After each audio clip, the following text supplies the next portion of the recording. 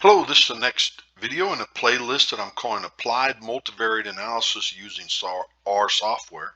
And we're in Chapter 10, part of this playlist that I'm calling Cluster Analysis. And let's jump to today's topic, which is hierarchical clustering.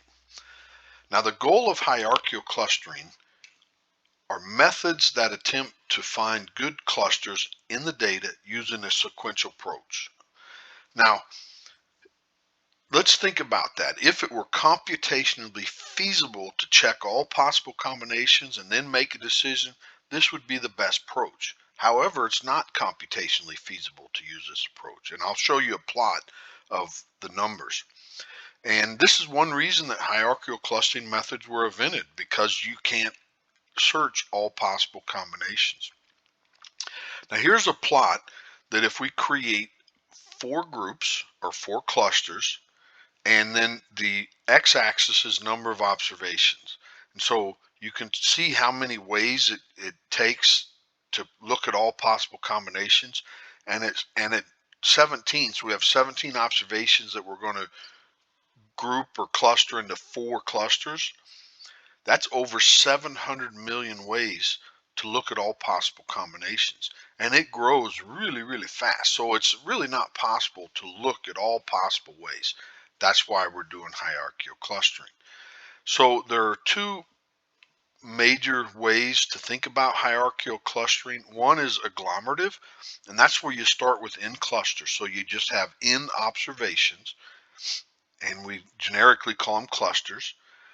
Then an observation or cluster of observations is merged into another by some criteria, maybe Euclidean distance or Minkowski's metric. And then we end when we have one single cluster containing the entire data set. We just merge, and then when they're all finished, we're done. Now, divisive hierarchical methods is the opposite. We start with a single cluster containing n items. So all the observations are in one setting. Then we start partitioning that cluster into 2 clusters at each step. And then we find the next cluster that we break into 2, and then the next we break into 2. And we keep doing that until we have n clusters of 1 item each. Now, a couple notes: agglomerative methods are more commonly used than divisive methods. And using either approach, a decision must be made about the optimal number of clusters. Now, there's different ways to think about that, and we're not going to really go into the different ways to think about that, but at some point, you have to determine how many clusters. So today's linkage, in the next 2 or 3 videos, we'll be looking at different linkages, and that's a a way to combine clusters. So this a single linkage, also called the nearest neighbor. This is an agglomerative method starting with n clusters, and in the single linkage method, the distance between 2 clusters A and B is defined as the minimum distance between a point in A and a point in B. And here's how you say it mathematically. We want the minimum distance between the points in A and the points in B. So we find the point in A and the point in B that creates that minimum distance, and then that's the distance we would use to decide whether to combine these 2 clusters. Okay, so the distance is found for every pair of clusters. We merge 2 clusters with the smallest distance. The number of clusters, of course, is then reduced by 1. After 2 clusters are merged, the procedure is repeated. The distance is found for every pair of clusters. We merge 2 clusters with the smallest distance. The number of clusters is reduced by 1. We just keep repeating until 1 cluster remains. We then display the results in a plot known as a dendrogram.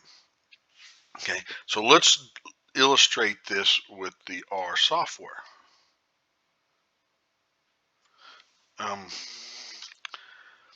So we're going to read data from an FTP site, and the data we're going to use is city crime. And so for different cities, we looked at auto theft, larceny, burglary, assault, robbery, rape, murder, and city. And we're going to cluster these observations. Now, to look at the data, this is it right here. So, and we're going to cluster them. So let's look at the distance. It's the Euclidean distance between all of these observations. Now you kind of have to get out of your mind distance. So when you when you see Atlanta and Boston, you think mileage, which is not. These are 7-dimensional vectors in space, and we're looking at the Euclidean distance between these 7-dimensional vectors. That's what we're looking at here.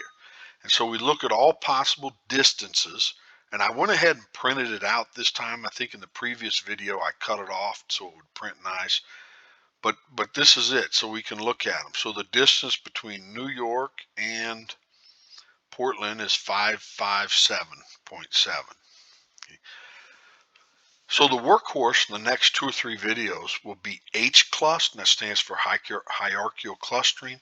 You provide it a distance matrix, and then you tell it what method you want. We want single, which is single linkage, and then boom, it produces the results. I'm going to store it in the H single, and we're going to print it in a second. It's pretty cool, actually. But I wanted to go over one of the outputs from H clusters, which is called the merge. It tells us the order in which the clusters were combined. And this is it. And it's pretty ingenious how they display these results. It looks crazy at first, but a negative number in this matrix means single observations. A positive is actually a group of observations, or a cluster. So let's go through this at step 1, which is row 1. Observation 1 and observation 15 were combined into a cluster. Then distances were recalculated, and then the next smallest distance was between observation 9 and observation 10. Those clusters were combined, distances were recalculated, then observation 7 is combined with the cluster created at step 1. These, observation 1 and 15. Step 4, observation 6 and observation 16 were combined. At step 5, it was observation 13. And then the cluster created at step 4. And then it just keeps going. 6 is observation 4 is combined with cluster created at step 2. And then so forth. I'm not going to go through each one of those, but if we look at the dendrogram for 3 clusters, so you can see that Atlanta and Tucson was the first to combine. Well, it's not 100% obvious here, but it's the lowest point in the Euclidean distance. And this is it. And so notice that we just plot the results from hierarchical clustering single method, and then we tell it create rectangles around, for 3 clusters around this dendrogram, and then boom, this is it. Now the distance of this line tells us how far those clusters were when they joined.